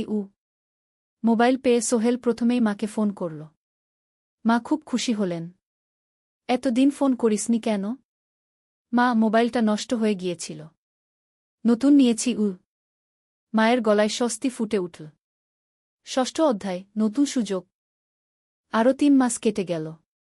সোহেল পুরোপুরি সুস্থ হয়ে গেছে। তার জীবন আবার স্বাভাবিক হয়ে এসেছে। সে এখন কম্পিউটার ট্রেনিং শেষ করেছে। সার্টিফিকেট পেয়েছে। কিন্তু একটা ঘটনা তার জীবনে বড় পরিবর্তন নিয়ে এলো। একদিন সকালে আলী সাহেব তাকে ডাকলেন। সোহেল, বসো। সোহেল বসল। মনে একটু ভয় লাগছিল। আলী সাহেব কি তাকে বকবেন? সোহেল, তুমি তো এখন কম্পিউটার চালাতে পারো? জি স্যার, একটু একটু শিখেছি। ভালো। আমি তোমার কাজ দেখছি। তুমি খুব পরিশ্রমী আর সৎ। আমাদের কোম্পানিতে এরকম মানুষের দরকার। সোহেল কিছু বুঝতে পারছিল না। আমি তোমাকে একটা সুযোগ দিতে চাই। আমাদের কোম্পানি একটা ট্রেনিং প্রোগ্রাম চালু করছে নতুন কর্মচারীদের জন্য। 6 মাসের কোর্স। কম্পিউটার অ্যাকাউন্টিং, ভবন নির্মাণের হিসাব নিকাশ, প্রজেক্ট ম্যানেজমেন্ট সব শিখবে। কোম্পানি সব খরচ দেবে। ট্রেনিংয়ের সময় তোমার বেতনও চলবে। রাজি আছো? সোহেল বিশ্বাস করতে পারছিল না। স্যার, সত্যি? আমাকে এত বড় সুযোগ দিচ্ছেন? হ্যাঁ। তুমি ভালো ছেলে, পরিশ্রমী। আমি তোমাকে এগিয়ে দিতে চাই। ভবিষ্যতে তুমি এই কোম্পানির একজন গুরুত্বপূর্ণ কর্মচারী হবে। সোহেল কৃতজ্ঞতায় প্রায় কেঁদে ফেল। ধন্যবাদ স্যার। আমি কঠোর পরিশ্রম করব। আমি জানি। সেদিন সন্ধ্যায় সোহেল মিনার দোকানে গেল। মিনাকে খবরটা দিল। মিনা খুব খুশি হল। তার চোখে জল এসে গেল। তুমি পারবে সোহেল। আমি জানি। সোহেল তার মা আর বোনকেও ফোন করে খবরটা দিল। মা কাঁদতে লাগলেন। তোর বাবা বেঁচে থাকলে কত খুশি হতো। ট্রেনিং শুরু হলো পরের মাস থেকে। প্রতিদিন সকালে 3 ঘন্টা ক্লাস, তারপর বাকি সময় অফিসের কাজ। ক্লাসে 5 জন নতুন কর্মচারী। সবাই তরুণ, উৎসাহী। শিক্ষক ছিলেন একজন অভিজ্ঞ ইঞ্জিনিয়ার। নাম রহিম স্যার। তিনি খুব ভালোভাবে সব কিছু বুঝাতেন। কম্পিউটার অ্যাকাউন্টিং, এক্সেলে জটিল ক্যালকুলেশন, প্রজেক্টের বাজেট তৈরি, সময় ব্যবস্থাপনা সব। সোহেল পুরো মনোযোগ দিয়ে শিখতে লাগল। সন্ধ্যায় বাড়ি ফিরে প্র্যাকটিস করত। করিম মামার ছেলের কাছ থেকে একটা ল্যাপটপ ধার নিত কখনো কখনো। 6 মাস পরে ট্রেনিং শেষ হল। সবাই সার্টিফিকেট পেল। আলী সাহেব একটা অনুষ্ঠান করলেন। সোহেল সেরা পারফর্মার হিসেবে একটা বিশেষ পুরস্কার পেল, 5,000 টাকা বোনাস। আলী সাহেব ঘোষণা করলেন, সোহেল, আজ থেকে তুমি আমাদের জুনিয়র অ্যাকাউন্ট অ্যাসিস্ট্যান্ট। তোমার বেতন 15,000 টাকা। সোহেল অবাক হয়ে গেল। 8,000 থেকে 15,000, প্রায় দ্বিগুণ। সেদিন রাতে সোহেল ঘুমাতেই পারল না। খুশিতে, উত্তেজনায় তার চোখে ঘুম নেই। সে ভাবল তার জীবন কিভাবে বদলে যাচ্ছে। 2 বছর আগে যে রিকশা চালাত, আজ সে একটা নামকরা কোম্পানির অ্যাকাউন্ট অ্যাসিস্ট্যান্ট। 7ম অধ্যায়, প্রেম ও প্রস্তাব। 1.5 বছর হয়ে গেল সোহেলের চট্টগ্রাম আসার। সে এখন একজন সফল যুবক। তার মা গ্রামে খুব খুশি। প্রতি মাসে সোহেল 10,000 টাকা পাঠায়। ছোট বোন ঋতু এখন কলেজে ভর্তি হয়েছে সোহেলের পাঠানো টাকায়। মায়ের চিকিৎসাও ভালোভাবে হচ্ছে। মিনার সাথে সোহেলের সম্পর্ক এখন আর শুধু বন্ধুত্ব নয়। দুজন দুজনকে ভালোবাসে। কিন্তু কেউ কাউকে সরাসরি বলার সাহস পায়নি। প্রতিদিন দেখা হয়, গল্প হয়, কিন্তু সেই একটা কথা বলা হয়ে ওঠে না। একদিন শুক্রবার ছুটির দিন। সোহেল মিনাকে বলল, আজ কি একটু ঘুরতে যাবে? কোথায়? পতেঙ্গা বিচ। তুমি কি কখনো গেছ? না। কিন্তু আমার দোকান। শুক্রবার। তোমার বাবা সামলাবে। মিনা রাজি হয়ে গেল। দুপুরে দুজনে বাস নিয়ে পতেঙ্গা গেল। সমুদ্র দেখে মিনা অবাক হয়ে গেল। কি সুন্দর। দুজনে বালিতে বসল। ঢেউয়ের শব্দ শুনতে শুনতে গল্প করছিল। হঠাৎ সোহেল বলল, মিনা, তোমার সাথে কিছু বলার ছিল। বলো। সোহেল একটা লম্বা শ্বাস নিল। তুমি জানো, আমি তোমাকে ভালোবাসি। মিনা হাসল। তার চোখ ভিজে গেল। জানি। আমিও তোমাকে ভালোবাসি সোহেল গু।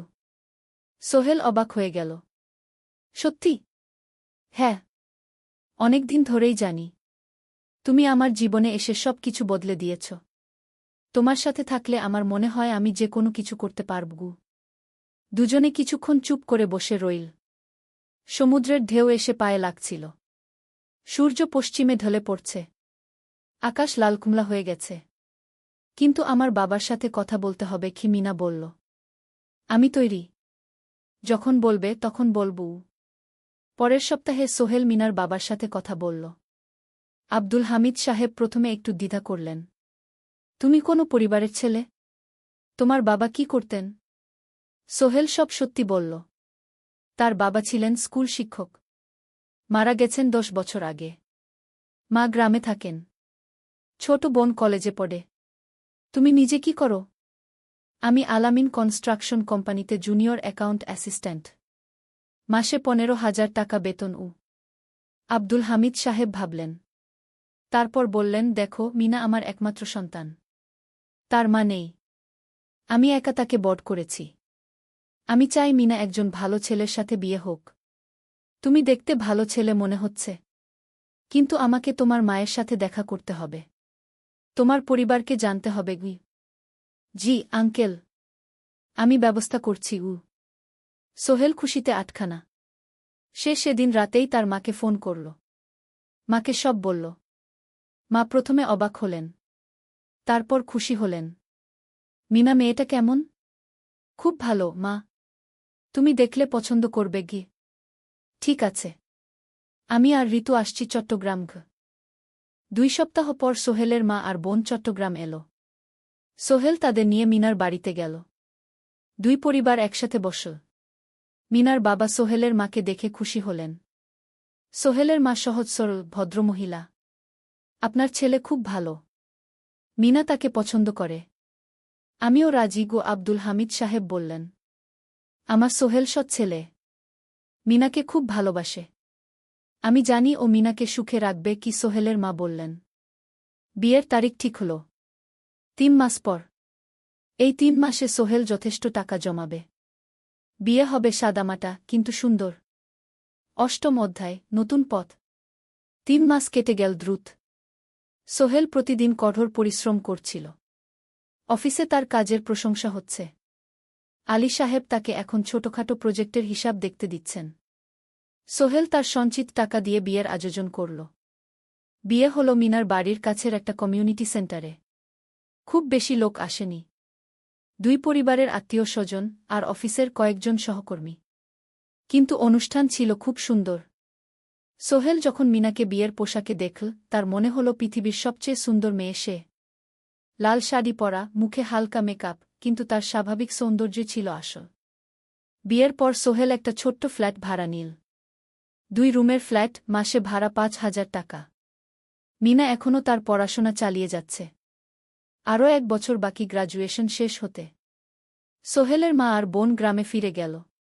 মা বলে গেলেন, সোহেল মিনাকে ভালো রাখিস। মেয়েরা অনেক ত্যাগ করে সংসার করতে গু। জানি মা গু। নতুন জীবন শুরু হল। সোহেল সকালে অফিসে যায়, সন্ধ্যায় ফেরে। মিনা সকালে কলেজে যায়, দুপুরে ফিরে রান্না করে, ঘর গোছায়। সন্ধ্যায় দুজনে একসাথে বসে পড়াশোনা করে, গল্প করে, টিভি দেখে। জীবন সুন্দর ছিল। কিন্তু চ্যালেঞ্জও ছিল। মাসিক খরচ, ভাড়া 5,000, বাজার 3,000, বিদ্যুৎ গ্যাস 1,000, মায়ের জন্য 5,000, মিনার কলেজের খরচ 1,002। মোট প্রায় 14,000 টাকা। বাঁচত মাত্র 1,000 খানেক। কিন্তু সোহেল হাল ছাড়ল না। সে সন্ধ্যায় একটা কম্পিউটার ট্রেনিং সেন্টারে পার্ট টাইম পড়ানো শুরু করল। সপ্তাহে 3 দিন 2 ঘন্টা করে। এতে মাসে আরও 3,000 টাকা আসতে লাগল। মিনাও বসে থাকল না। সে বাড়িতে বসে কয়েকজন স্কুলের ছাত্রছাত্রীকে টিউশন পড়াতে শুরু করল। মাসে 2,000 টাকা আয়। এভাবে কেটে গেল 6 মাস। দুজন মিলে পরিবার চালাচ্ছে, স্বপ্ন দেখছে। একদিন সোহেল বলল, মিনা, আমি একটা নতুন স্বপ্ন দেখছি গু। কি? আমি নিজে একটা ছোট্ট কনস্ট্রাকশন কোম্পানি খুলতে চাই। ছোট ছোট প্রজেক্ট নেব। বাড়ি মেরামত, ছোট বিল্ডিং বানানো, এসব। তোমার কি যথেষ্ট অভিজ্ঞতা আছে? আছে। আমি 2 বছর ধরে এই কাজের সাথে জড়িত। অনেক কিছু শিখেছি। আর আলী সাহেবও আমাকে সাহায্য করবেন গু। কিন্তু টাকা কোথায়? কোম্পানি খুলতে তো অনেক টাকা লাগবে গি। আমি জমাচ্ছি। আরও 1 বছর কাজ করব। তারপর চেষ্টা করব। মিনা তাকে সমর্থন দিল। তুমি পারবে। তোমার মধ্যে সেই শক্তি আছে গি। নবম অধ্যায়, চ্যালেঞ্জের সময়। কিন্তু ভাগ্য সবসময় অনুকূলে থাকে না। সোহেল যখন স্বপ্ন দেখছিল নিজের কোম্পানি খোলার, তখনই একটা বড় সমস্যা এলো। আলী সাহেবের কোম্পানি একটা বড় প্রজেক্ট পেয়েছিল। একটা 10তলা বিল্ডিং বানানোর কাজ। কিন্তু প্রজেক্টের প্রধান ইনভেস্টর হঠাৎ পালিয়ে গেল। তিনি কোম্পানির কাছ থেকে প্রায় 50 লাখ টাকা নিয়ে গেছেন, কিন্তু কাজ শেষ হয়নি। কোম্পানি বড় ক্ষতির মুখে পড়ল। আলী সাহেব অনেক কর্মচারীকে ছাঁটাই করতে বাধ্য হলেন। প্রায় 10 জনকে চাকরি থেকে বাদ দিলেন। বাকিদের বেতন কমাতে হল। সোহেলকে আলী সাহেব ডেকে বললেন, সোহেল, আমি তোমাকে রাখতে চাই। তুমি বিশ্বস্ত কর্মচারী।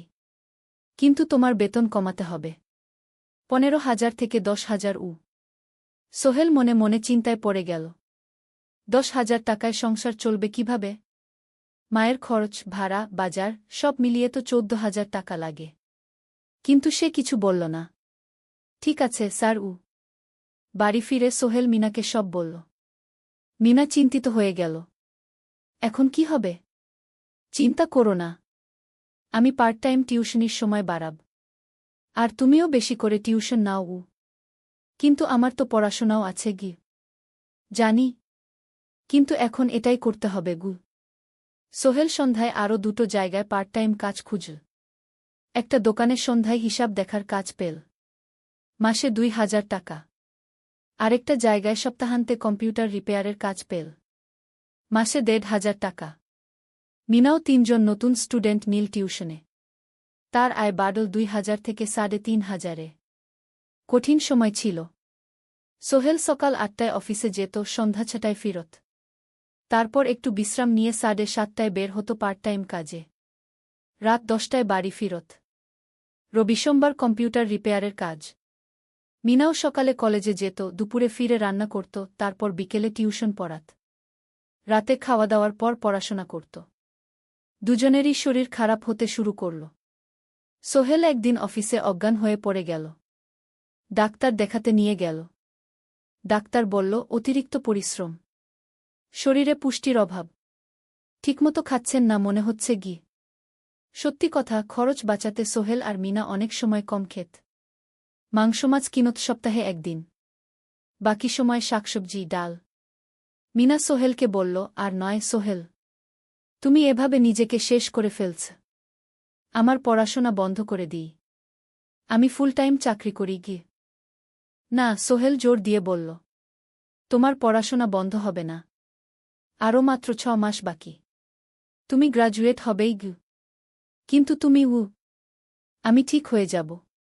চিন্তা করো না গে। কিন্তু পরিস্থিতি আরও খারাপ হলো যখন সোহেলের মায়ের অসুখ হল।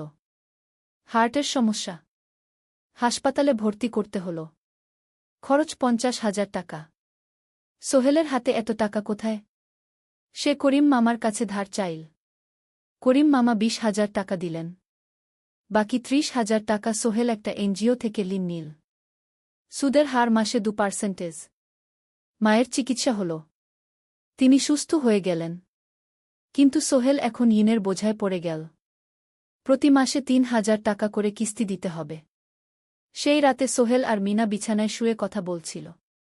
সোহেল বলল, মিনা, আমি মনে হয় ভুল করেছি।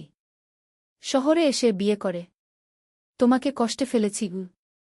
মিনা তার হাত ধরল। না সোহেল, তুমি ভুল করনি। জীবনে এরকম খারাপ সময় আসে। কিন্তু এটা কাটিয়ে ওঠাই হলো আসল শক্তি। আমরা একসাথে আছি।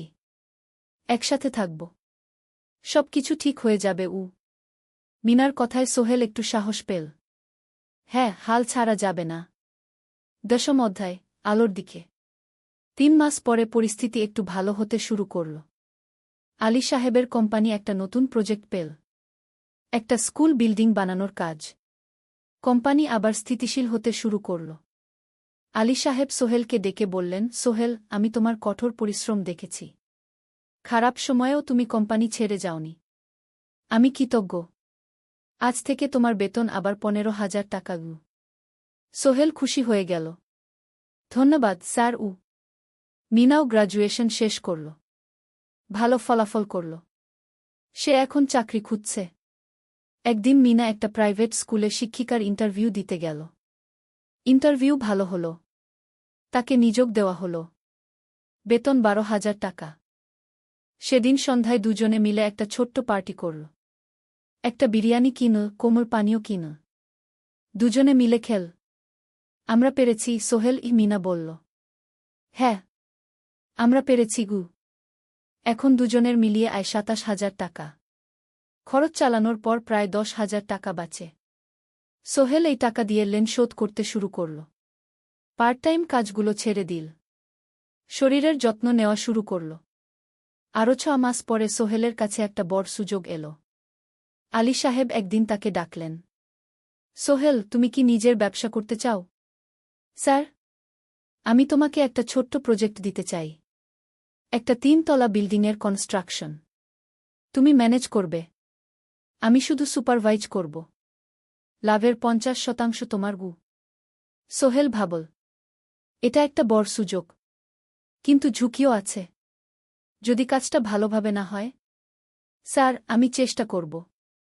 কিন্তু যদি ভুল হয়? ভুল হবে না। আমি তোমার উপর বিশ্বাস রাখছি। তুমি পারবে গু। সোহেল রাজি হয়ে গেল। এই প্রজেক্ট তার জীবনে টার্নিং পয়েন্ট হতে পারে। 11 অধ্যায়, স্বপ্ন পূরণের পথে। পরের 6 মাস সোহেল খুব কঠোর পরিশ্রম করল। প্রজেক্টটা ম্যানেজ করা সহজ ছিল না। শ্রমিক নিযোগ, ম্যাটেরিয়াল কেনা, কাজের তদারকি, সময়মতো কাজ শেষ করা, সব দায়িত্ব তার। প্রথম 2 মাস খুব চাপের মধ্যে গেল। একদিন একজন শ্রমিক কাজ করতে গিয়ে আহত হল। সোহেল তাকে হাসপাতালে নিয়ে গেল, তার চিকিৎসার খরচ দিল। এতে প্রজেক্টের বাজেট একটু বাড়ল, কিন্তু সোহেল জানত এটা করা দরকার। আরেকদিন ভুল ম্যাটেরিয়াল ডেলিভারি হল। সোহেল সেগুলো ফেরত পাঠাল, সঠিক জিনিস আনাল। এতে 3 দিন দেরি হল, কিন্তু কাজের মান ঠিক রইল। মিনা তাকে সবসময় সাপোর্ট করছিল। সে এখন চাকরিতে স্থিতিশীল। স্কুলের বাচ্চারা তাকে পছন্দ করে। প্রিন্সিপাল তার কাজে খুশি। প্রজেক্ট শেষ হল 6 মাসে। সময়মতো, বাজেটের মধ্যে। বিল্ডিংয়ের মালিক খুব খুশি হলেন। তিনি আলী সাহেবকে ধন্যবাদ দিলেন। আলী সাহেব বললেন, ধন্যবাদ আমাকে না, এই ছেলেকে দিন। সোহেল পুরো প্রজেক্ট ম্যানেজ করেছে গু। প্রজেক্ট থেকে মোট লাভ হল 3 লাখ টাকা। সোহেল পেল 1.5 লাখ টাকা। তার জীবনে এত টাকা এই প্রথম।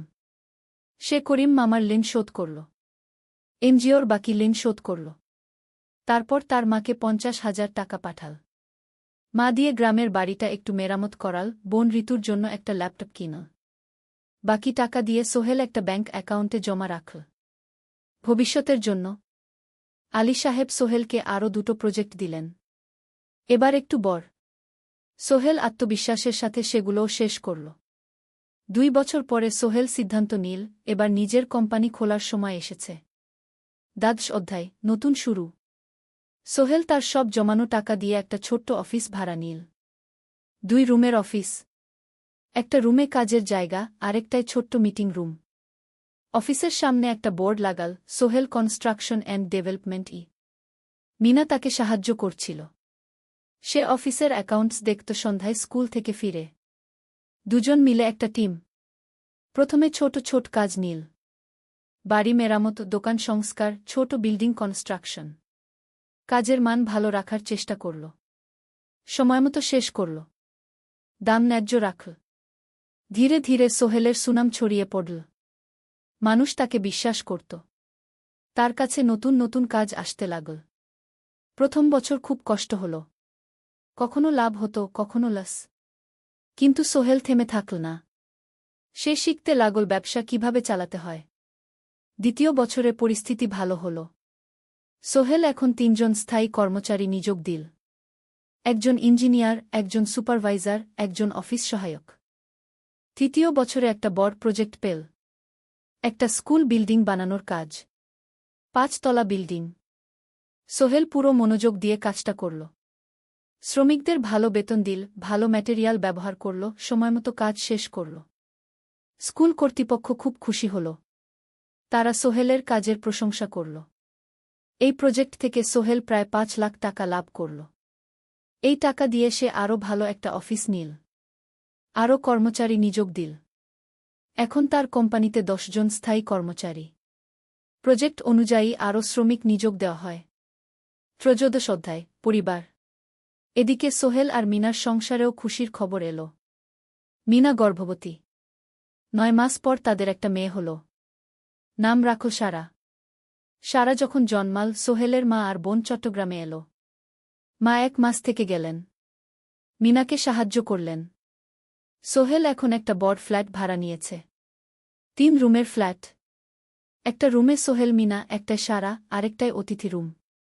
মায়ের জন্য সোহেল সিদ্ধান্ত নিল তাকে চট্টগ্রামে নিয়ে আসবে। গ্রামে একা থাকা ঠিক না। কিন্তু মা রাজি হলেন না। না বাবা, আমি গ্রামেই থাকব। এখানে আমার পরিচিত মানুষ আছে। তোর বোনকে নিয়ে যা। ও ঢাকায় পড়ছে, চট্টগ্রামে এনে ভালো কোথাও ভর্তি করিয়ে দেগি। সোহেল তাই করল। ঋতুকে চট্টগ্রাম বিশ্ববিদ্যালয়ে ভর্তি করিয়ে দিল। ঋতু এখন সোহেলের ফ্ল্যাটে থাকে, বিশ্ববিদ্যালয়ে পড়ে। সোহেলের মনে হল তার জীবন এখন পরিপূর্ণ। স্ত্রী, মেয়ে, বোন সবাই তার কাছে। ব্যবসা ভালো চলছে। মা গ্রামে সুখে আছেন। ১৪ অধ্যায় সফলতার শিখরে। ৫ বছর কেটে গেল। সোহেল এখন একজন সফল উদ্যোক্তা। তার কোম্পানি কি সোহেল কনস্ট্রাকশন অ্যান্ড ডেভেলপমেন্ট এখন চট্টগ্রামে বেশ পরিচিত। প্রায় ৩০ জন কর্মচারী তার অধীনে কাজ করে। সোহেল এখন শুধু ছোট প্রজেক্ট করে না, বড় বড় প্রজেক্টও করে। একটা ৮তলা বিজনেস কমপ্লেক্স বানানোর কাজ পেয়েছে। একটা হাসপাতাল বিল্ডিং বানাচ্ছে। মিনা এখনও স্কুলে পড়ায়। সে এখন ভাইস প্রিন্সিপাল। সাথে সোহেলের কোম্পানির অ্যাকাউন্টস ম্যানেজার। দুজন মিলে ব্যবসা চালা। সারা এখন ৪ বছরের।